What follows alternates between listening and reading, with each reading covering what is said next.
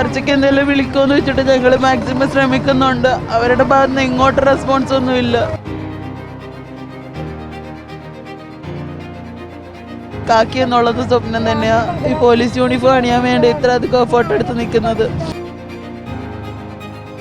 മുട്ടിലിഴഞ്ഞുകൊണ്ടുള്ള സമരമുറയുമായി രംഗത്ത് വന്നിരിക്കുകയാണ്. എല്ലാ വർഷവും 90% നിയമനം ലഭിക്കും.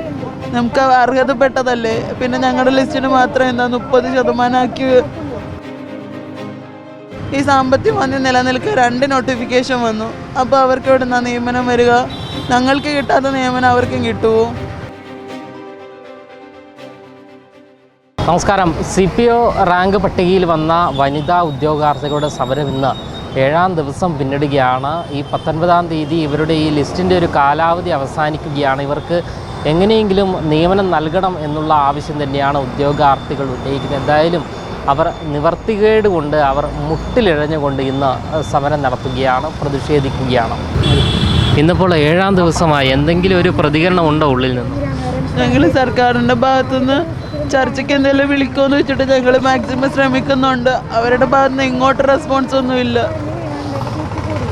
അറിയൂല, റെസ്പോണ്ട് കിട്ടുമെന്ന് പ്രതീക്ഷിച്ച് ഞങ്ങളിവിടെ നിൽക്കുന്നു. ഞങ്ങൾക്ക് ചെയ്യാൻ പറ്റുന്നതിൻ്റെ മാക്സിമം ഞങ്ങളിവിടെ നിന്ന് ചെയ്യും. അങ്ങനെയെങ്കിലും കനിവ് തോന്നട്ടെ എന്ന് വിചാരിക്കുന്നു. എവിടുന്നാ വരുന്നത്? ഞാൻ ആലപ്പുഴയിൽ നിന്നാണ് വരുന്നത്. പേരെന്താ? അഭയ. എന്താണ് വീട്ടിലെ സാഹചര്യമൊക്കെ? എന്താ എൻ്റെ വീട്ടിലെ സാഹചര്യം എന്ന് വെച്ചാൽ എൻ്റെ ഹസ്ബൻഡിന് പ്രൈവറ്റ് ജോലിയാണ്. ബാക്കി ഹസ്ബൻഡിൻ്റെ വീട്ടിൽ വേറെ ആർക്കും ജോലിയൊന്നുമില്ല. എൻ്റെ അച്ഛന് കൂലിപ്പണി, എൻ്റെ സ്വന്തം അച്ഛന് കൂലിപ്പണിയാണ്. നമുക്ക് അത്ര വലിയ മെച്ചപ്പെട്ട സാഹചര്യമൊന്നുമല്ല. കൊച്ചിലെ മുതലുള്ള സ്വപ്ന ജോലി. അതിനപ്പുറം കാക്കി എന്നുള്ളത് സ്വപ്നം തന്നെയാണ്. ഈ പോലീസ് യൂണിഫോം അണിയാൻ വേണ്ടി ഇത്ര അധികം എഫേർട്ട് എടുത്ത് നിൽക്കുന്നത്. എക്സാം 2023 ജൂലൈ 7, നോട്ടിഫിക്കേഷൻ 2022 വന്നത്. 2024 ജനുവരി ഫിസിക്കലായിരുന്നു. ജോലി മാത്രം പ്രതീക്ഷിച്ചാണോ വന്നിരുന്നത്? ഞാൻ പറഞ്ഞില്ലേ, അത്രയധികം സ്വപ്നമാണ് പോലീസ് യൂണിഫോം അണിയണം എന്നുള്ളത്. ഭയങ്കരമായിട്ട് സ്വപ്നം കണ്ടതാ കാക്കി. അതൊന്നും ഇല്ലാണ്ട് ഇവിടുന്ന് തിരിച്ചു പോകാൻ പറ്റുമെന്ന് അറിയില്ല. ഒക്കെ അറിയത്തില്ല. എന്ന് വെച്ച് കഴിഞ്ഞാൽ ഓൾമോസ്റ്റ് ലിസ്റ്റിലെ ഫിസിക്കൽ കഴിയുമ്പോഴത്തേക്ക് എല്ലാ വർഷവും 90% നിയമനം ലഭിക്കും. നമുക്ക് അർഹതപ്പെട്ടതല്ലേ. പിന്നെ ഞങ്ങളുടെ ലിസ്റ്റിന് മാത്രം എന്താ 30% ആക്കി നിർത്തിയത്. എല്ലാവരും ചോദിക്കുക എന്താ പഠിച്ച് മുന്നിൽ വരാൻ. നമ്മൾ പഠിക്കുന്നത് മുന്നിൽ വരാൻ തന്നെ വേണ്ടിയാണ് പഠിക്കുന്നത്.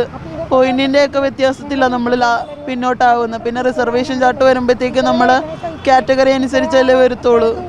അത്രയും വേക്കൻസി വന്നാലല്ലേ നമുക്കും കിട്ടത്തുള്ളൂ ജോലി. രാഷ്ട്രീയ നേതാക്കൾ നിങ്ങളെ ബന്ധപ്പെട്ടിരുന്നോ? എന്തെങ്കിലും സംസാരിച്ചിരുന്നോ ഇതിനെക്കുറിച്ച്? നമുക്ക് അങ്ങനെ ആരുടെയും ഭാഗത്തുനിന്ന് ഒരു റെസ്പോൺസ് ഇല്ല. നമ്മൾ സ്വന്തം നിലയിൽ റിസ്ക് എടുത്ത് തന്നെ ഇവിടെ നിൽക്കുന്നത്. സർക്കാരിൻ്റെ ഭാഗത്തുനിന്ന് ഒരു അനുകൂല തീരുമാനം കിട്ടുമെന്ന് പ്രതീക്ഷിക്കുന്നു. ഇപ്പോൾ ലിസ്റ്റിൻ്റെ കാലാവധി തീരാൻ കുറച്ച് ദിവസമേ ഉള്ളൂ അല്ലേ? 12 ദിവസം മാത്രമേ ഉള്ളൂ. ഈ 12 ദിവസവും സർക്കാരിൻ്റെ ഭാഗത്ത് തീരുമാനമൊന്നും ഉണ്ടായില്ലെങ്കിൽ ഞങ്ങൾ എങ്ങനെ തിരിച്ചു പോകുമെന്ന് അറിയില്ല. എല്ലാവർക്കും ശരിക്കും ഇവിടുന്ന് എങ്ങനെ ജോലിയില്ലാതെ തിരിച്ചു പോകുന്നതെന്ന് അറിയില്ല. ഞങ്ങൾ പലപ്പോഴും പറയും എന്താ ജീവിതം അവസാനിപ്പിച്ചാലെന്ന് ചോദിച്ചാൽ, പക്ഷെ നമുക്ക് ഫാമിലി ഉണ്ട്. ജോലിയില്ലാതെ എങ്ങനെയാ? ജോലി കിട്ടുമെന്ന് പ്രതീക്ഷിച്ചല്ലേ നമ്മൾ കഷ്ടപ്പെട്ട് പഠിക്കുന്നത്. അർഹതപ്പെട്ടതല്ലായതുകൊണ്ടല്ലേ നമ്മൾ ഇതിൻ്റെ പിന്നാലെ തന്നെ നടക്കുന്നത്. എല്ലാ വർഷവും 90% നിയമനം നടക്കുന്നത്. ഞങ്ങളുടെ ലിസ്റ്റിന് മാത്രം 30%. സർക്കാർ ആദ്യം പറഞ്ഞിരുന്നു അല്ലേ, ഈ ലിസ്റ്റിൽ വന്ന ആൾക്കാർക്കെല്ലാം നിയമനം നൽകും. നമ്മൾ മാക്സിമം ഇത്രയും നാളെ ഈ മാർച്ച് അവസാനം ഏപ്രിൽ ആദ്യം നമ്മൾ പോയി നോക്കി കാര്യമായിട്ടെല്ലാം സംസാരിച്ചിട്ടുണ്ടായിരുന്നു. പരമാവധി നിയമനം നൽകാം എന്ന് പറഞ്ഞു. പിന്നെ സർക്കാർ പറയുന്നത് സാമ്പത്തിക മാന്ദ്യമാണ്. ഈ സാമ്പത്തിക മാന്ദ്യം നിലനിൽക്കുക 2 നോട്ടിഫിക്കേഷൻ വന്നു. അപ്പോൾ അവർക്ക് ഇവിടെ നിന്നാ നിയമനം വരിക? ഞങ്ങൾക്ക് കിട്ടാത്ത നിയമനം അവർക്കും കിട്ടുമോ? അറിയൂല. എന്തിനാ ഇങ്ങനെ വേക്കൻസി ഇല്ലെങ്കിൽ ലിസ്റ്റ് എന്തിനാ വർഷാവർഷം ഇടുന്നത്? മറ്റു പരീക്ഷകളെ പോലെ പഠിച്ചിട്ട് നമ്മൾ വേറൊരു പരീക്ഷയ്ക്ക് പ്രിപ്പയർ ചെയ്യാൻ പോലും പറ്റൂല. ഒരു വെളുപ്പിൻ്റെ ഗ്രൗണ്ടിൽ പോകുന്നതാ. ഏജ് ഓവറായ ഉൾപ്പെടെ ഉണ്ടല്ലേ ഇതിൽ? കൂടുതൽ ഏജ് ഓവർ ആയതാ. എന്ന് വെച്ചാൽ ഏജ് ഓവർ ആയെന്ന് നിൽക്കുമ്പം നമ്മൾ ജനറൽ കാറ്റഗറിക്ക് 26 വയസ്സ്. ഞാൻ ജനറൽ കാറ്റഗറിയാണ്. പിന്നെ അതുകൂടാതെ എല്ലാ കാറ്റഗറി ഇവിടെ നിൽക്കുന്ന ഓൾമോസ്റ്റ് എല്ലാ കാറ്റഗറി ഏജ് ഓവർ ആയവരാണ്. എന്തായാലും ഈ CPO റാങ്ക് പട്ടികയിൽ വന്ന വനിതാ ഉദ്യോഗാർത്ഥികളാണ് ഇപ്പോൾ നമ്മളോട് പ്രതികരിച്ചത്. അവരിന്ന് മുട്ടിലിഴഞ്ഞുകൊണ്ടുള്ള സമരമുറയുമായി രംഗത്ത് വന്നിരിക്കുകയാണ്.